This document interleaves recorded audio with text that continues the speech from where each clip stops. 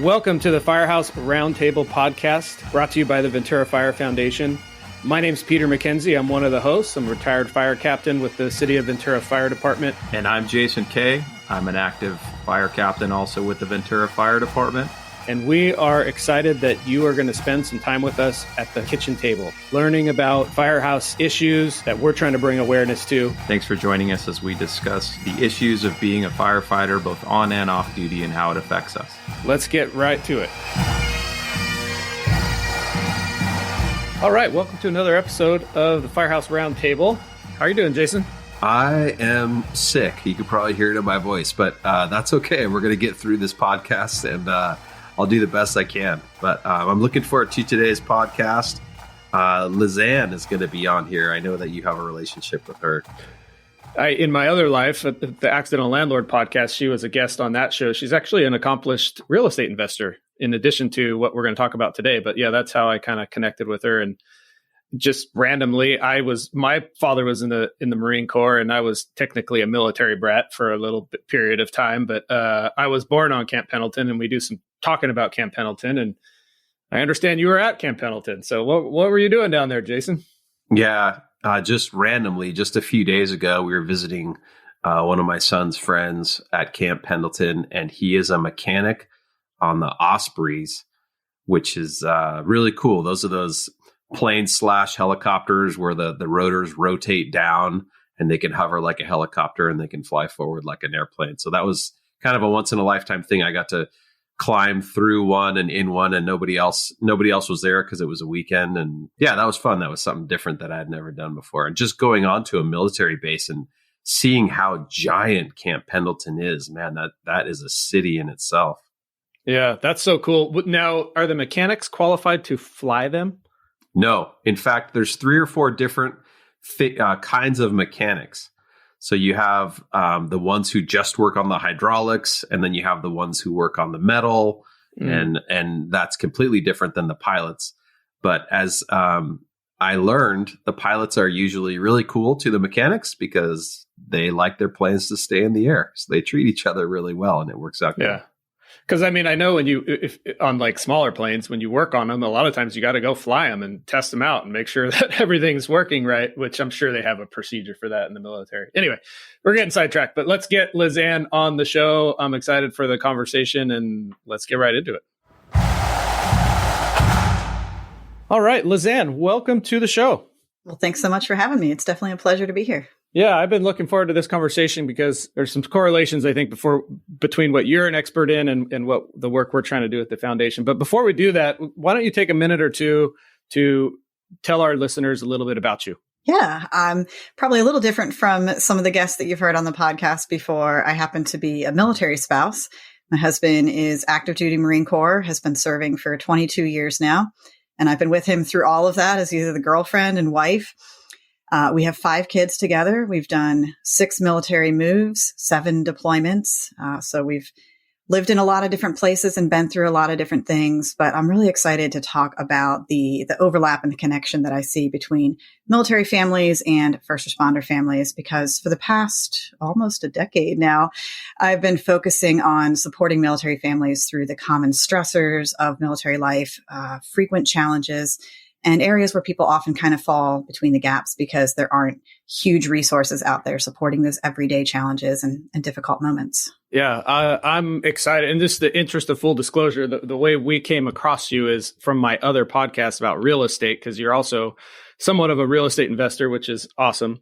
But when we were chatting about before that show and you were telling me what you did, I was like, this is perfect for our foundation and the struggle that families have with the fire department schedule. So I'm glad we were able to circle back around and really dive into the meat of that. But so you have a blog called The Seasoned Spouse, and it looks like you wrote multiple books on these topics, right? Do you want to chat a little bit about that? Or Sure thing. I started the blog in 2016, initially just to support spouses in our unit at the time, which was in California. We were stationed at Camp Pendleton. My husband was going through his 6th deployment. And for me, it was becoming a little bit more commonplace at that point. It was his first non-combat deployment, so I was pretty excited about that. And other spouses were going through it, for the first time with kids, dealing with lack of communication and all the challenges that come with being separated from your spouse for an undefined amount of time. So I was just creating resources and support to help them in that journey. And it very quickly became popular with military spouses across the country and has led to several books. I wrote my first book while we were stationed overseas in Spain, wrote my second book for families going through deployment. And then my third one was just published last year. It's called Open When: Letters of Encouragement for Military Spouses. And it provides encouraging messages to get them through those ups and downs of military life, which I think we'll see some overlap with the first responder families as well. Yeah, I want to frame the conversation a little bit, but before we do that, I don't know if I shared this with you before, but I was born on Camp Pendleton and my dad was Marine. So that's exciting. Definite connection to the Marine Corps and Oceanside. So our spouses and their struggles they're not identical to the military, because I think what makes the military unique is when they go, and they're gone for 8 months, a year or less, whatever they go for. It's a full extended period of time. Fire department's a little different. There's a couple of things that we can kind of frame out for you. One is when you get deployed on a fire or an emergency, like, we had the mudslides in Montecito or these big wildfires that break out. So guys will typically leave for, it could be a week, it could be 3 weeks, and it's typically not more than 21 days. They put a cap on it, and then you have to come back for a certain amount of time before you can go back again. But it's shorter periods of time, so that the length is not the same. And then the other thing that is a struggle is, and I don't know if this is similar to the military or not, is when the firefighter goes to the station, they are gone. It's typically, in our case, 48 hours, is a shift, but in reality, you end up working, they'll keep you for another one. You could be gone easily for 3 or 4 days, but it's consistent. So it happens all the time. So I would say when I first started at the fire department, the schedule allows you to be gone 1/3 of the time, but in reality, it's more like one half of the time. So that puts a strain on the families back at home. Sure. But anyway, just wanted to identify some of the differences. Jason, do you want to chime in here and expand on that, or just so she has a good understanding of kind of what we're talking about? Sure. I guess my first question to Lizann is, what is a typical schedule if you're not on deployment for the Marines? What does that look like? So just for our listeners, when I asked that question, she just kind of leaned back and smiled and was like, oh, I don't even know where to go with this one. There's probably a million different answers you could give depending on all that stuff you just said. So go ahead. I'll let you expand on it a little bit. Sure. It's going to vary greatly. Each branch is different, and even different ranks within, even stationed at the exact same base in the same unit, people have different responsibilities and jobs. So one of the challenges is that there's not a predictable schedule. There's not a lot of certainty in military life. So it's really hard to find a normal. And I'm sure that that's something that your families struggle with a bit too, even knowing that there's shift work and maybe there's certain days circled on the calendar for shifts that, when they're called up, they're called up and you have to take things over and there's nothing you can do about it. So let's say it's a unit that's preparing for deployment. There may be scheduled blocks of training time on the calendar where the service member is going out to the field for, this week, and then they come back and they sleep at home. Or maybe they're going out on the ship Marines can go to the field or to the ship. They might go out on the ship for 2 weeks and then come home for 2 weeks and then go out for a month and then come home for a month. And that's all not considered deployment. That's considered training and preparing. And then there's tons of times that they go away for classes that might be located on the other side of the country. And the class could be a few weeks long or even up to 2 or 3 months long. The family doesn't move with them. So they just kind of go and do what they need to do and live in a dorm or live in a cheap hotel that's near where the class is. And then they can return and be with the family. So I'm assuming that a lot of that stress and uncertainty and lack of control is something that these first responder families would really relate to well about military life. Yeah, the lack of control of the schedule and the stress of the phone call you make to your wife and go, hey, I know I'm supposed to be home in an hour and I'm not coming home today. So that's real relatable, I think, on both sides of this. You said that your husband was on, was it 6 deployments? 7 now. 7. Is he gone right now? No, but we are in an odd situation right now that we call geobatching. He's a geographic bachelor, because he's in his final year of active duty military, and the kids and I have moved on ahead to our forever home, our retirement home, if you will. And so that means I'm living without him for a few more months until he can retire and move in with us. Okay. Well, that's an exciting time of your guys' life. That's really cool. So when it comes to the schedule specifically, since we're kind of on that topic, can you tell me, are you more worried in a military spouse? Are you more worried about his safety, or are you more worried about when you're going to get to see him next? Or is it just kind of all in one all the time? And how often do you get to talk to him or see him when he's gone? Yeah. And again, that has changed so much. His earlier deployments when we were still dating and not married was at the very beginning of the Iraq War. He joined the Marine Corps just before September 11th in 2001. And so those first few years of boot camp and training and going to Iraq, he was one of the first units to cross the border in 2003. Mm-hmm. And he returned 3 times to Iraq. So obviously during that time, huge amounts of stress, huge communication challenges, did not know when I'd hear from him again or how I'd hear from him. Crazy unpredictability. And thankfully, things are much more advanced technologically. Even when people are deploying to the Middle East now, there's a lot more communication options. In some places, service members have Wi-Fi. They can do video chats. I mean, there's a lot of possibilities. But if you're on a ship or if you're on a submarine, you still do not have consistent internet access and phone calls. So communication plays a huge role in military life. And I think that does impact the quality of the relationship, the quality of the marriage. The less predictability and certainty that you have about your communication options, I think just the greater the stress is in your relationship, because like you said, you don't know when you'll hear from them again or how to get a hold of them. And that is extremely limiting from a spouse's perspective. First of all, let me back up. It's kind of funny. I was hired by the fire department 2 weeks before 9/11. So I can kind of relate there. But when did you guys have kids? When did you get married after he started his career with the military, and then kind of get into, as a spouse, how you dealt with some of that unpredictability with your family while you were home and he was away? Yeah, because it is a big difference. I feel like there's been stages of our life where we've handled things in different ways. I started dating him before the military. We dated for about a year before he decided to join the Marines, partially as a forward-looking, support a family, do what I need to do to get married and take that next step. So he did that while I was in college, and then I was still in college. The Iraq War was happening. He was stationed over in 29 Palms, California, which is a very undesirable duty station. So I did not join him. He deployed several times within the next 5 years. And we had a very long dating timeline, especially for the military community. We dated a total of 7 years before we were married. But eventually we finally got married in 2007. And we immediately had our first child and immediately got orders to our next duty station in North Carolina.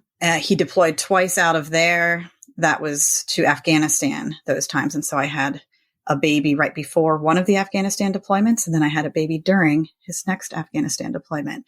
And then at that point, he was able to do a non-deployable station overseas in Spain for 3 years. So we all lived together in Spain with our 3 young children, had a 4th child over there. And then we were stationed in California for 5 years. He did deploy 2 more times out of Camp Pendleton, California. And at that point, I had 4 young kids. I was trying to start my writing business. And then at that point, he has not deployed since. So we've had a few years of stability, and we moved one final time to Mississippi. And then this is our last move in Pennsylvania now. So we've just made a giant circle, really. And when it comes to the spouses, I feel like that's very relatable, because you guys obviously had longer periods, like Peter and you were talking about earlier, between when he was home and when he was away. What was some of the interaction to let him back? This is going to sound wrong, but to let him back in the house and into the fold when he would come back or even be away, those transformations. I know our wives deal with it a lot, our spouses, because we come home once a week and we go, hey, I'm here now. This is what life is going to look like. Okay, I'm gone. Now you got to do it on your own. So can you talk about kind of how, even in longer terms, I'm sure it's very relatable with us as well, to talk about how the spouse's role changes and how you kind of integrate him back into your life and your family's life, and then have to deal with him going away, rules changing or things like that? Absolutely. I'm really glad that you asked that, because it is a skill that is needed in a military marriage. And it's not something that's inherently obvious. It's something that you kind of have to learn through trial and error. And I hope maybe there's some training for firefighter spouses and for first responder families to expect this, but there does not seem to be that training for military families. It's just a learn as you go experience. So yes, I think one of the huge challenges of the lifestyle is the constant coming and going.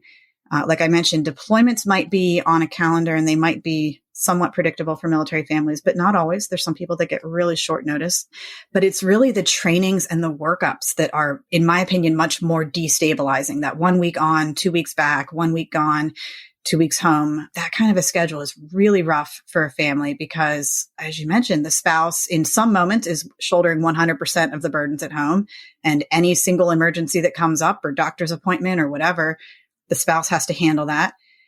And then suddenly the active duty member or the firefighter is home and they are expected to just have a role in the family that they aren't taking on 100% of the time. And especially during those times where we had kind of back-to-back deployments, military members often do 2 deployments in a 3-year period. And it sounds like there's kind of a year in between, but with trainings and all, it's not really a stable year home. And it kind of feels like you never give back those responsibilities. You've taken on so much and there's never really a chance for the spouse to hand over those tasks.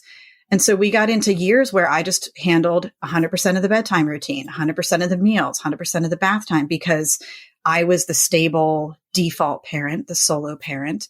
And I'm sure there's many firefighter spouses who are like raising their hand and nodding. So it's part of the lifestyle. But when they do come home from deployment, I had to learn to actively take a step back and make some room for him and not tell him, this is how you do the diapers. This is how you do the feeding. This is how we do this, because he needs to have his own role in taking care of his own children. And he needs to learn dad's style of doing bath time and doing bedtime and playing around and whatever. And that might not be my style, but I need to make space for that to happen. That's so interesting that you say that, because I was under the assumption that it must be way harder to have your spouse gone for 8 months or a year than it is to have them gone for a week. But to hear you say that the constant like stop, start of like the lead up to it, that is in essence how the fire department works. Like, and it's not even a week on, week off. It's like 2 days, 4 days, 5 days, 7 days, like 1 day, 3 days. Like there's no rhyme or reason to it. But I bet you that makes some spouses feel good that this actually is really hard. And because it makes total sense. Like if you're gone for 8 months, you're in a routine, you know what's coming, you know you're on your own, you know how to navigate and handle that. But if you're constantly stopping and starting, yeah, that's way more hectic and less predictable. There's 2 things you said that I want to talk about. One, I know coming from the other side of this, I retired from the fire department, almost 2 years ago now. Coming back and re-entering into my family was incredibly difficult. Like didn't see it coming at all. Like had no idea this was going to be a thing, yet it was a thing. And I felt like I was like disrupting my family. And like my oldest daughter was like having some like weird thing with me because I was messing her role that she had while I was gone, because she was the oldest daughter and she had responsibilities in the house that now I was taking unbeknownst to me. So I get that that's difficult, but you did say something about training, like we need training for this. And I know the military doesn't train for it. And I hope the fire department does. First off, they don't, right? And they absolutely don't, but they should. And that's maybe something that the foundation can work on. But this brings up what happens when you retire in the military? Because I have some ideas and I've heard some things. Does the military prepare their people for retirement? Is there some sort of re-entry training, or like maybe it's when they come back from deployment? What does that look like in the military world? Yeah, that's a good question. And I'm curious to hear what it's like on the firefighter side. So if you do a full, let's say 20 years is the average career for retirement, although some people do a little bit shorter and some people can go up to 30 plus, depending on their situation. If you've done a full career, yes, there are transition programs for service members to get out of the military. A lot of that is employment based, because I'm not sure what your retirement plans are and how, disability might or might not work for the fire department. But most service members, if they're getting out at 40 years old, they're expecting to work somewhere. It might not be a full-time job or, the highest paying job, but they are expecting to be employed. So a lot of transition resources do focus on that retirement aspect.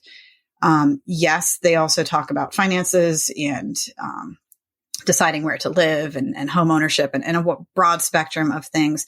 But for a lot of the branches, it's like a 1-week training. You can go multiple times. They encourage you to start thinking about it, 2 years before your retirement date so that you can constantly make those decisions and reevaluate. But a lot of people put it off or do it, just in the months before they're retiring. And honestly, there are a lot of people out there talking about the stress of the transition process on the entire family, because most of the resources focus just on the active duty service member, the military member.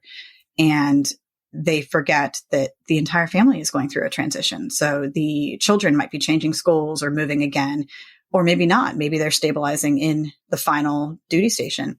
The spouse might be looking for new work. Every member of the family is suffering a bit of an identity crisis of this was our life. This was our mission. The entire family was focused on supporting this mission.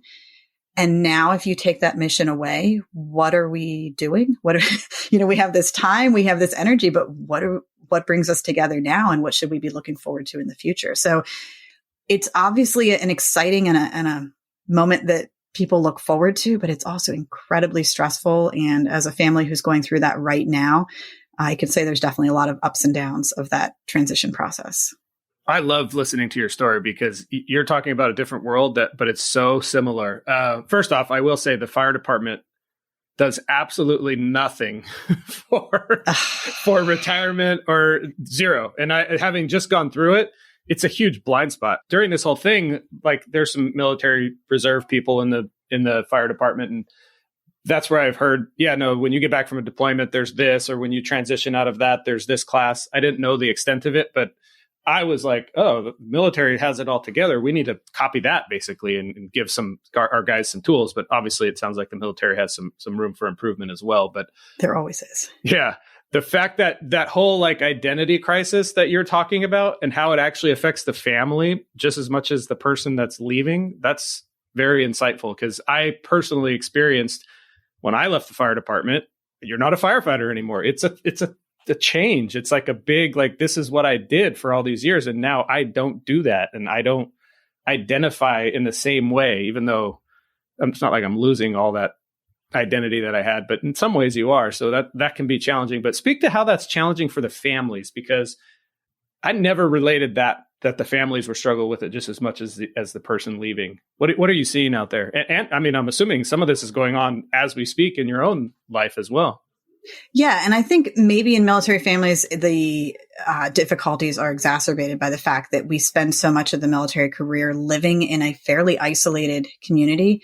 You get stationed at a new military base every few years. And so you're constantly uprooting your whole family and then plugging into a new location. Maybe you live on base, maybe you don't. Some people are more involved in the off-base civilian community than others. But either way, you don't have very deep roots anywhere, which means you're constantly rebuilding your support network every 2 to 3 years. So when you do that final move after retirement, most people, I guess you could stay near a military base and be in a military-centric town or community, but a lot of people move closer to where their relatives are or back home or to a completely new location where they have new employment or something like that. But it's not a military-centric community. And so for the first time, you're kind of looking around like, so what is the grocery store called if I'm not going on base? Or, my kids are so used to having neighbors that we could walk to their homes on base. And if you're no longer in that closed military base community, where do they find friends? Whose houses are we going to go to? So it's just those little moments of kind of taking that community away and making sure that you have your own identity and your own strengths to fall back on. People that invest their identity too heavily into the military community seem to be the ones that struggle the most with that transition. If that's all your life has been, and then you take that away, it's a giant hole. But if your life has been, work and volunteering and friendships and hobbies and all these other things, well, then you have that to fall back on instead. So it depends on how well the family has prepared themselves, I think, for the situation. That's interesting you say that, because that is the same advice that we've had mental health experts on the show as well. Mm-hmm. And their number one thing is maintain an identity separate of the fire department. And then when you retire, you lean on it. a support group of a type. Anyhow, I want to talk about, because I was on your website earlier and you definitely have a focus on the mental health of the spouses in the military. And I want to dig in on that. Like, what can our spouses, and it doesn't necessarily just wives, because there's female firefighters as well, just like in the military. Mm-hmm. What can the spouses do? Like, what are the things you're seeing? What are the issues, I guess? And then what are some like common sense solutions that can help? Yeah, great question.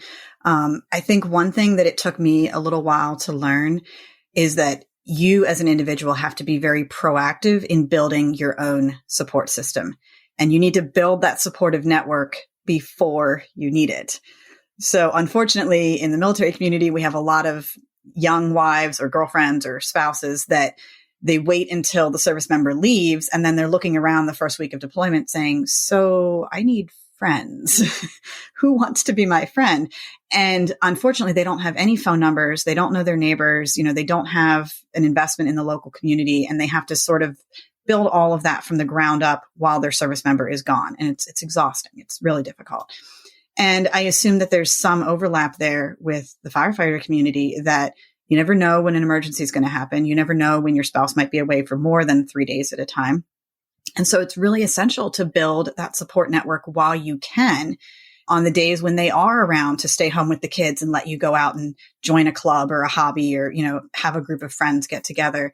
I learned to be almost aggressive in asking neighbors and friends for phone numbers. It's like, oh, I met a new mom at the park. Yeah, I'm going to get your phone number, so that if I need to text you, if our kids are in the same class and something happens, at least I've got, somebody's contact that I can say, hey, I won't be at pickup today. Can you pick up my kid instead? Or I locked myself out of the house. Can you help me out? You have to have those numbers saved, because who are you going to call in case of an emergency? So definitely the importance of being proactive. One of the things that's relatable that you said just now was, you didn't say this specifically, but this is the implication. It's really cool to date a military person. It's really cool to date a firefighter. And then when it gets serious and you guys get married, or you make a commitment towards each other, and now that person's not there, or they're leaving all the time, or they can't, be available all the time for their relationship, all of a sudden it becomes a lot less cool. I think military wives, also along with firefighter wives and spouses, there's such a need for independence. If you're super dependent on the other person, they're just not going to be around very much. That's just the life that we've both chosen on each side of this. So that's very relatable to me too. And then building a support network early, I think that's great. Well, that's one of the things our foundation's trying to do, is have events for everybody to get to know everybody early on. And then some of the training, we don't have any through the fire department, but that's one of the focuses of our foundation too, is give the spouses some training and some what to expect. And the earlier you start that, the better, because the more realistic that's going to be. One of the areas that would be good for us to focus on, Peter, I know you have investment in this, is some transition towards retirement. What do we do from here? What do your finances look from here? Just kind of some education on that aspect. So anyway, I'm just going to throw in my comments there, and I'm feverishly writing notes for the foundation to work on later on. So I appreciate all that. Yeah, no, this has been super helpful. Lizann, you mentioned self-care and how important that is. Let's get into that, because that's we're talking about for sure. Hey, this is Joe Booth from the Ventura Fire Foundation. To learn more about the foundation and our programs, visit our website at www.venturafirefoundation.org. 100% of our funding comes from generous donors. And if you like what we're doing, I encourage you to become a donor. It's very easy. Just go to our website, again that's venturafirefoundation.org, and click the red donate button at the top. Whether it's $5 or $5,000, every donation helps ensure local firefighters thrive. Early in my husband's career, when I'd hear that term self-care, I'll be honest, like from a women's perspective, it's usually mentioned in the same sentence with like spa treatments or going shopping or getting your nails done. And that really didn't relate to me. And it wasn't realistic at that part of my life. I had little babies and toddlers and no one to watch them. So the concept of taking a spa day was just not reachable to me. So I was like, well, I guess self-care is not for me. Maybe a couple years from now, I'll get into that kind of thing. And what I had to learn is that it's so much more than that. Self-care is really just prioritizing yourself, taking care of your own needs before you can meet the needs of others. It's kind of like that analogy when you go on an airplane and they say, make sure you put on your own oxygen mask before you help little ones. You'd think inherently that you need to take care of the toddler's mask first, but realistically, if you're the one that passes out, you won't be putting that toddler's air mask on anyway. So you have to take care of yourself. And I've learned that I can't give what I don't have. So just having your basic needs met, rest, eating healthy, having ways that you can de-stress. And for me, self-care has become sort of these little moments throughout the day, things that I could do for 5 minutes, 10 minutes that don't take a lot of time. They don't take a lot of money. It's just a little moment or a little ritual, but it keeps me grounded. It gives me an element of control in a world that has very much out of my control. And it is something that I can do whether or not my kids are around and whether or not I have that strong support network at the time. A couple things I want to chat about with that. For starters, like the whole concept of you have to take care of yourself first, that felt incredibly selfish to me when I first started down that journey. And honestly, I really started down that journey after I left the fire department because I had like the mental clarity and the time, but it felt wrong. And I think that was just from like being a parent and for so long and sacrificing and doing everything for your kids, which in hindsight was a huge mistake. Like I should have taken better care of myself years ago because it will help me be a better dad, a better spouse, a better everything. But it's so counterintuitive until you like take the time to educate yourself and actually like flip your mindset that no, you need to be doing these things so you can be better for your team, for your kids, all that other stuff. I was just thinking about some of the old self-care, the last few people that we've talked to, again, all bring that same subject up and how important that is. And a lot of times it's on the firefighters' side. We keep hearing, you guys need to take time to de-stress. You don't want to hold the horrible stuff that you see. You don't want to hold that in. And, I relate it back to, this is both sides. There's a lot of care out there for the PTSD side of the firefighter. And we're really trying to focus on the spouse side as well, or the family all around, and say those people need self-care as much as we do, if not more, because they're the ones who, when we get home, we have a quote unquote day off and the spouse still is doing the same thing. They still have the kids. They still are expected to do their daily routines. And, a lot of them work. So they're not necessarily having a day off when we have a day off. So I would just reiterate what you said. Again, we hear it over and over, but you got to take some action, whatever it is for yourself that you find. Do you have some examples that work for you, or that you would say are a good thing for some of the spouses specifically to try for self-care? Because my wife would say the same thing.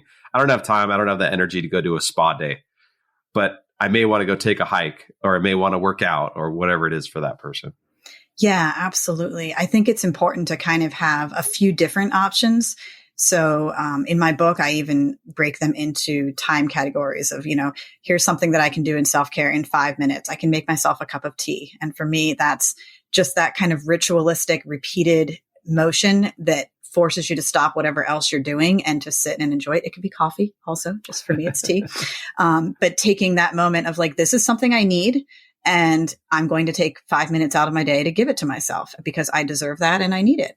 But for, 10 minutes, it could be petting your dog. It could be walking to get the mail, walking around the block, watering plants. If it's just like something that you have to stop the other busyness of your day to do a few moments of something that calms you and relaxes you, that's super important. And then if you have longer time, half an hour or so, read a book, take a bath, all of those, I think more traditional self-care messages, those are important too. And I think people should carve out a half an hour or an hour here and there throughout the week, at least once a week, have something that you do for an hour that you look forward to. And when you mentioned trauma and holding trauma in, I think that is a big part of the self-care puzzle, because spouses can experience that secondary trauma. Obviously, I haven't seen what my husband has seen. A firefighter spouse hasn't been, in the buildings and facing the fire the way their spouse is. but they do hold a lot of that stress and a lot of that concern and that worry. And it doesn't just magically dissolve and go away. And there's all those years worth of worry and fear and doubt and uncertainty that you have to have a way to lift that off of your shoulders, out of your body, off of your soul, however you want to envision it. But there needs to be a detoxing way that works for you. And everyone's going to have a different answer for themselves, whether that's a religious ritual or, yoga and meditating or some of the quick things that I just mentioned. But you need to have your own methods that are going to help you bring you back to your center and a safer, cleaner, de-stressed place. I've seen in our world, some, not just spouses, but even the firefighters themselves, they start to harbor a lot of animosity towards the fire department for taking them away from their family, for doing all these things that are causing all these problems. Do you see that in the military world? Do spouses start to hate the military and want nothing more than to get out of it? Or what are you seeing and what are some ways to help with that? Yeah, that's a very honest question and I appreciate it. So I'm going to give you an honest answer that yes, I think depending on the situation, there is a huge potential for both the service member and the spouse to build up quite a bit of resentment. And typically, yes, that resentment is because of the military. It's this larger entity that really does control our lives. It tells us where to live, when to go there, when they're going to be gone. And I get no say really in any of that. So being destabilized by something that is so beyond your control definitely causes a lot of frustration. People don't get their first choice duty station. They have to move farther away from family than they ever intended to. They have to take kids away from their grandparents. And a lot of spouses sacrifice meaningful careers to follow their service member and live where they live. Hopefully that's not quite as prevalent in the firefighter community, but I assume that default parent, solo parenting situation would really inhibit a lot of career options. And so, yeah, over time, it can build up a lot of resentment. I think in the earlier years of the military that they did not expect spouses to be employed. The military still operates on a very 1950s kind of structure, assuming that there's a spouse to stay at home full time with children. And they also expect that they are fueled by patriotism and pride. And while there is certainly very strong elements of that in myself, in almost every military family I know, patriotism alone does not pay the bills and take care of the family and nurture the marriage. So there has to be more than that. And when people feel that their needs are not being met, then yeah, there's a lot of opportunity for anger that probably is initially directed at the military, but I can be as angry as I want at the military all day long and the military is not going to change. So that anger very quickly shifts to the next closest person, which is my spouse. And so a lot of military families deal with resentment, anger, frustration, however you want to name it, that builds up in the marriage. What helps cope with that? Because a lot of this stuff, similar stuff happens in the fire service. Same idea.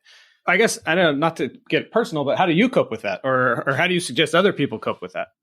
Yeah, I think a lot of it is being honest with your service member or with your spouse, and just not internalizing all of it, not thinking that I need to be big enough to just swallow it all and shove it down for years and years and years, because that's not going to help anyone.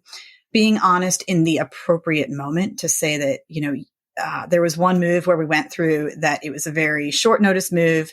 Neither one of us had anticipated it. And it was just a real sudden uprooting of our family. And I told my husband at the time that, I'm very excited for you. I know this is a great opportunity. I'm proud of this offer that you received. However, I'm going to reserve the right for the next few weeks to be pretty frustrated by all this turmoil, all this stress. And I can feel both things at once, right? So if I can be honest with him that, on the one hand, yeah, honey, really proud of what you're doing and fully support your career. But on the other hand, gee whiz, this is difficult for our family, Being able to voice both of those, I think, is really healthy and helpful for the relationship. And then being able to receive the same from him that, he also feels a lot of doubt and guilt and frustration and, wondering, did I do the right thing? Am I putting my family through too much? So being able to be a sounding board that he can voice his frustration when he has a bad day and be frustrated with the military, where I'm not going to throw it right back at him. Like, you knew what you signed up for, because we all hate hearing that. So I know that when I was at the fire department and I got the phone call or the text that you're not going home for 2 days or you're getting mandated into a 96-hour shift, I was upset. And I knew that I had to call my wife and tell her, hey, I'm not coming home. And she was upset. And I'm just as upset as she is, but I'm here trying to justify why this is happening and being like not upset with her, like at the same time as her. But internally, I'm just as frustrated that I don't get to go home and I got to do this. And there is an element in the fire department that says, you knew what you signed up for. Suck it up. This is the life of a firefighter. And I hated that. And that's not fair to the families either, I think, because anyhow, but just quick comment on what you're saying. The tactic that you have and that you're talking, you have to be so gentle between being supportive of your spouse and still being able to go, man, this is a lot. Like, yes, I support you. I support what we're doing as a family, but this is definitely going to impact our home life. And you both have to be able to look at that and say, we support each other through this. It's not necessarily all good and easy, but at the same time, we're going to make it through. Or be able to look at each other and go, maybe this isn't the right time for this, and be able to be supportive without necessarily saying yes to everything for your husband or spouse. And maybe that's less appropriate to the military side of things. I don't think you have that much option. No, not a lot. I thought that resonated with our choices. I think that same team attitude, though, is so important, that it's really important to remember that it's not, me versus the military or me versus my husband's career, but it's really us together facing this life in whatever way that we need to in the moment. And not having that competition, that I think it's so easy to sink into whose day was worse, who had it harder. Just because one person had a bad day, they do not have a monopoly on, tragedy or pain or whatever. Yes. Both of you are allowed to have a bad day, and both of you face different challenges, and probably neither one of you wants to swap places, if we're being honest. And my husband told me that one time when he was in a combat situation in Afghanistan, and I was just home with little toddlers, and neither one of us absolutely wanted to be in the other's place. And we were like, well, we're both equipped for the places where we are, and we're doing what the skills that we have. So I guess we're doing it right. But I think it's so natural to get into that combative competition, which is not helpful at all to the marriage. And it's so helpful to remember that, you are on the same team.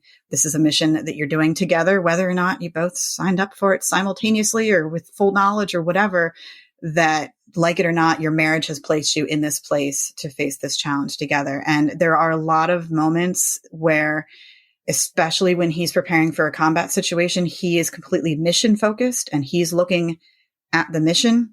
And I'm looking at the family. I'm looking in the opposite direction at all the things that need to be taken care of or the ways that it's affecting our lives. And when you're not looking in the same direction, it's going to naturally cause that space and that gap in your marriage that, you're not on the same page. You're not going in the same direction. You're inherently going in opposite directions. So you have to be very intentional and conscious about how do we bring our focus back together without detracting from the mission or from the family. So it's kind of a balancing act. Yeah, it sounds like you're an expert in this arena. I mean, obviously you have a community, you've written books. I want to talk about the children. So arguably the spouses have a hard time, but really the people who, I don't want to say who are innocent, but they have even less choice are your kids. And I saw on your website as well that you have a fair amount of focus on the children. And this is actually something that we've had active conversations on the foundation board about. Is we talk a lot about the firefighter and the mental health of the firefighter. We talk a lot about the spouse, but there's very little conversation about the kids and what their struggle is. And I'm just curious from your perspective, how does all this affect the children, and what are you seeing, works to help them cope better with it? Yeah. And it definitely does impact kids.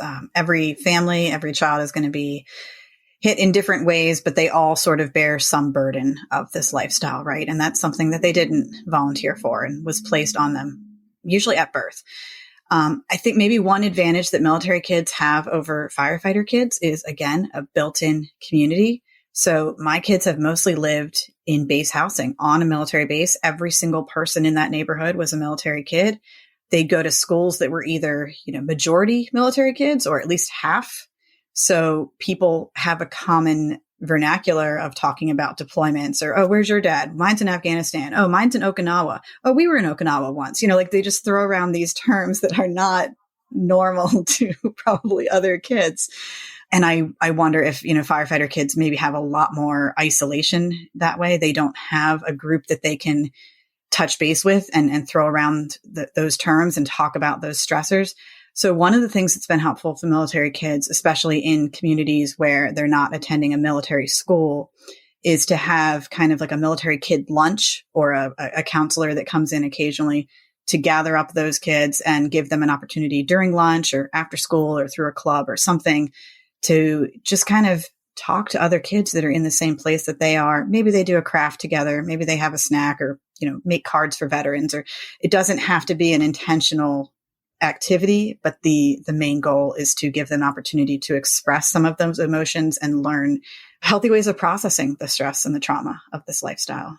Yeah, I didn't think of that. So like there's this whole thing that the reasons firefighters struggle when they retire is because they have this ready-made social network when they're at the fire department, and they the firefighters go through a lot of bad things, and I would argue the military has worse things. But they debrief with each other. They sit around and drink coffee. They have somebody to talk to. But once they leave, that goes away, and then we see a lot of the mental health issues start to like rear their heads. But I didn't equate that to military kids, because you're absolutely right. Like every kid on the base is in the same shoes, and they grow up with these kids, arguably only for a couple of years at a time. But that is big. One of the things that on the fire service side, the fire department's exponentially busier today than it was when Jason and I started. Families are feels like they're way busier. Just in my own personal family, I got 3 girls. They're going 3 different places for 3 different times. There's like very rare that we're like, hey, it's Saturday. We have nothing to do. Let's just all, find some other fire families and hang out. Like that doesn't happen in my life anyway. I don't know, some people do, but I think as life gets busier, as our jobs get more complicated, as the kids' expectations grow, that's not happening. And that is definitely something that we could make a focus and try to foster, because in fact, we had a gal, Tiffany Atala, she's a therapist and a firefighter wife. And this was one of her big pushes, is reconnecting the families to each other, especially when the husbands are gone, because it's so important. And I think we as a society of firefighters, and we're drifting farther and farther away from that. And Jason, I know you got family, and this is kind of near and dear to your heart. I've heard you talk about it before, but what are your thoughts on that? Yeah, life gets more expensive as the kids get older usually. And then life just because inflation just generally. So a lot of the times now spouses work. Like you said, the military's 1950s way of looking at things. That's still kind of society. And I think firefighters, for the most part, are expected that the wives can stay home when you're gone for 48 hours plus at a time. And that's just not really the case. That's not present day reality. So that, again, goes back to what you were saying before about have a group, have a community of families that will help each other out. One of the positives about being a firefighter versus military is that you don't move as a firefighter. I'd say that's a plus and a negative. You don't move, and also you can't move, because once you're in a fire department, that's usually where you stay for 30 years. So you are afforded the ability to make a community and to stay with those people that are in your community, for a long period of time, as opposed to what you're going through, where every few years you got to kind of start over. I'm really interested in having kids on the podcast and hearing their points of views, and probably older kids. But I'd love to hear kind of what goes on in their brain when they see mom and dad go away for a shift for 2 days. Same with the military. I'd love to hear the kids' perspective on what's going on when they go, okay, bye, dad. And it's a year or 7 months. I mean, man, that's got to be tough, especially as your kids get to be a little bit older, young teenagers. And I know one of the best times in my life was taking all the events that my kids did every Saturday. I would take all those events off for the year. And that was really cool to be able to have that time with them. I'm glad I was able to do that with them, but just to be able to connect and support them. I'd like to ask you about your new book that you said it's now been in stores, almost a year, called Open When? Yep. It's called Open When, Letters of Encouragement for Military Spouses. It's my first traditionally published book. So that one's very exciting. It's available on Amazon and through Military Family Books. But the reason I wrote that one is because we were going through a deployment. And there's a tradition in the military community that, we don't always have communication when the service member is away. You can't just call when you want. They can't always call when they want. And so going back probably who knows how many wars, it became a tradition for spouses to leave letters stuffed into the sea bags or into their backpacks when they leave that are called open when letters. And it might say open when it's your birthday, or open when it's Christmas, or open when you really miss me. And it would provide just a short message that they really need to hear in that moment so that they always had a way to get the support that they needed. And I've done that for my husband, and it's a great tradition, but I really wondered, who's writing open when letters for the spouses? Where do they get those moments of encouragement and support? What can they open when they really need it? And so I wrote all of these letters to the reader, to the spouses. It's, open when you are facing a move that you don't want to do, or open when you have to tell the kids about deployment. Like, how do I do this? How do I face this? And it's just like sitting down and having a cup of coffee with a good friend who's going to say, okay, you know what? I get where you're coming from. This sucks. It's really hard, but here's something that worked for me, and this might work for you too. And I've also heard you could do this, this, and this. So let's do that, and let's do it together, and let's make this work for you and help you take that next step forward. So it is just those little moments of encouragement that I think we all need at some point or another. And people find so much reassurance knowing, first of all, that I'm not in this situation on my own. I've had readers who have told me that, they're just having a really tough day with the kids, and they just collapsed and sat down on the bedroom floor and opened up one of my letters about solo parenting with kids. And they were like, oh, this is what I needed to hear right today. And I'm not the only mom that's facing this. I'm not the only spouse going through this. And just knowing that these emotions are normal, these challenges are normal. You're totally allowed to feel that way. And I want to meet you in that moment, in those feelings, and help you take the next step forward. Yeah, that sense of community again. I like that. That's really neat. Absolutely. I think it's awesome that you couldn't be more relatable to a military spouse, right? Like, you've lived it, breathed it for 20 some years, and you're clearly really good at communicating, and thank you. All of the things that you're doing, which I think is awesome. We found in our foundation, the best feedback, the best response we get from our spouses in general is when we bring in people who get them. Right. Mm-hmm. So we brought in Dr. O's is a spouse who's also a therapist, and she did a full seminar, in a room with all spouses. To this day, they're like, bring her back. We want more, because she gets them. And it's not even that she, had these never before heard of strategies to cope with the struggles. That's not the case. For the most part, people know what they should do, like self-care and talk to someone and all those things. That's not the hard part. The hard part is connecting with people who understand you. And I want to commend you, because that's what you do. And even though you don't have anything to do with the fire service, it's the same. For the most part, it's identical. The struggles might be a little bit different, but what you're saying resonates with me completely. And I think that our spouses, when they listen to this podcast, are going to feel the same way. So kudos to you for that. Thank you. Yeah, that's why the book is focused on emotions, because my husband's a Marine. So when I talk to even just an Army spouse or a Navy spouse, our vocabulary might be a little bit different. Our life experiences might not quite line up. But you know what? We have both gone through the experience of being lonely and missing someone or struggling. Yeah. And those feelings are universal. And I think that's why there's so much overlap between the first responder communities and the military spouse community, because those emotions are universal. Yeah. One question. Do you have any, in all your work that you do you have any experience working with the men who are the spouses of the service member? A little bit. The wife is in the military. How is that different or similar, or what's your, I just out of curiosity, because we have, the fire service is dominated by men, but there are women. And yes. It's just different. So just curious for what your assessment of that is. Yeah. The military spouse community, it is still, I think, over 90% women who are the spouses. Some of them married to women, some of them married to men.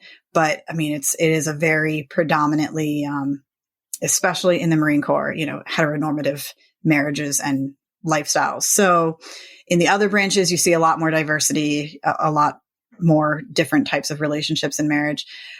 But yes, the military spouses who are men are always marginalized. They're always feeling left out.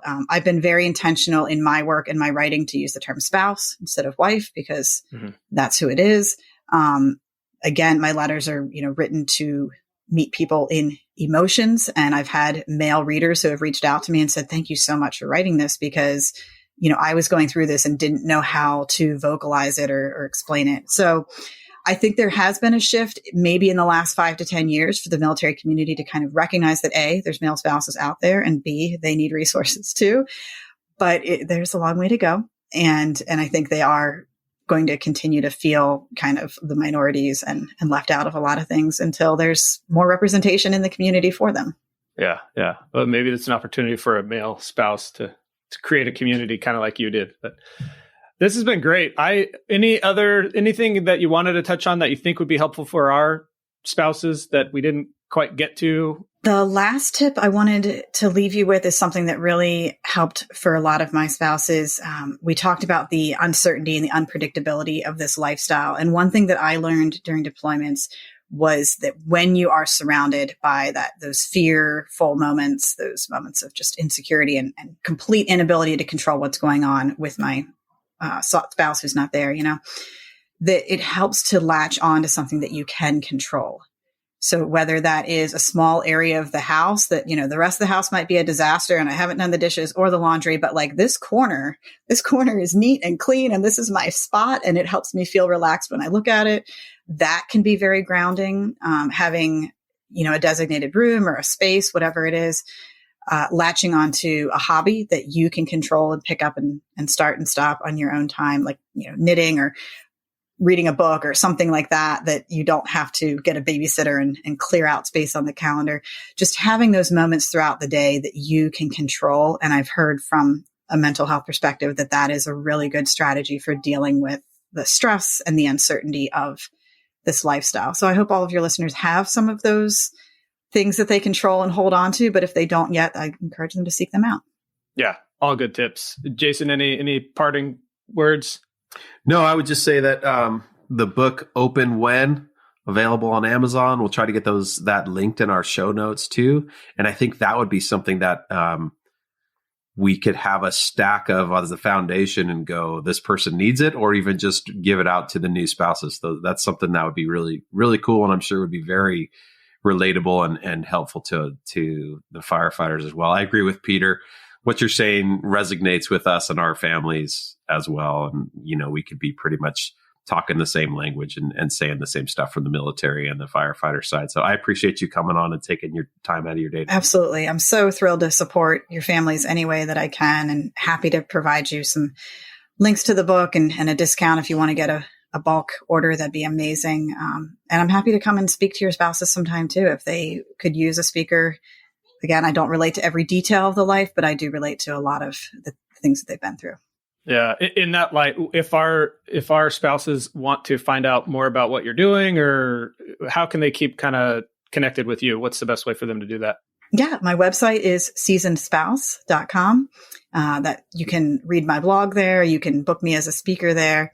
All my information and my books and downloads are available there as well. On social media, on Facebook and Twitter, I'm Seasoned Spouse, and on Instagram, it's The Seasoned Spouse. So feel free to connect with me and look me up there. Awesome. Lizann, thank you so much for coming on. I really appreciate you spending time and sharing what you've shared. I think it's going to be helpful for sure. But yeah, we will make sure we link everything below, and hopefully we can chat with you again sometime in the future. Absolutely. It's been a pleasure. Thanks again.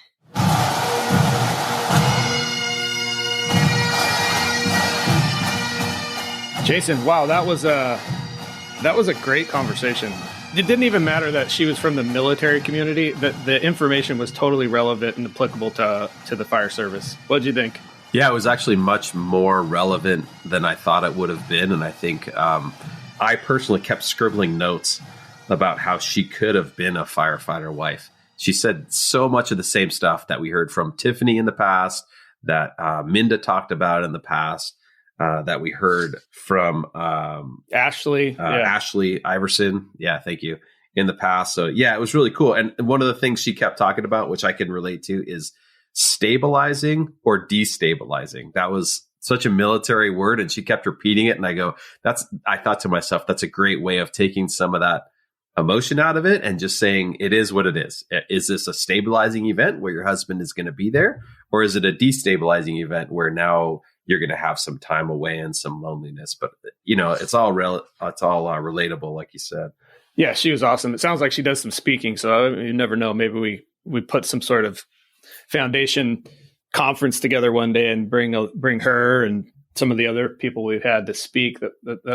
I could see that being interesting. I'm interested in her book. I'm going to go see if I can find it on Audible and listen to it. But she definitely had some good things to say. Let's just do a little housekeeping. So we have the Firefighter Ball coming up on April 21st, which when this comes out will be a couple weeks away. I know that we're still looking for some sponsors. So if you're interested in attending and sponsoring the ball, go to our website, venturafirefoundation.org, and there you'll find everything you need there. So definitely looking forward to that and getting some support from the community as well. Are you gonna go this year, Jason? Oh yeah, I'll be there. We haven't talked about bagpipes, and I'm sure that'll be a part of it. And I'm looking forward to it. Last year's was really fun, and this is going to be our second year in a row. So we won't have as much backlogged stuff. But yeah, last year was really fun. I'm looking forward to it again. Yeah, likewise. Well, it's been great. Thanks for spending the time doing the podcast, and hopefully everybody enjoys what Lizann had to say.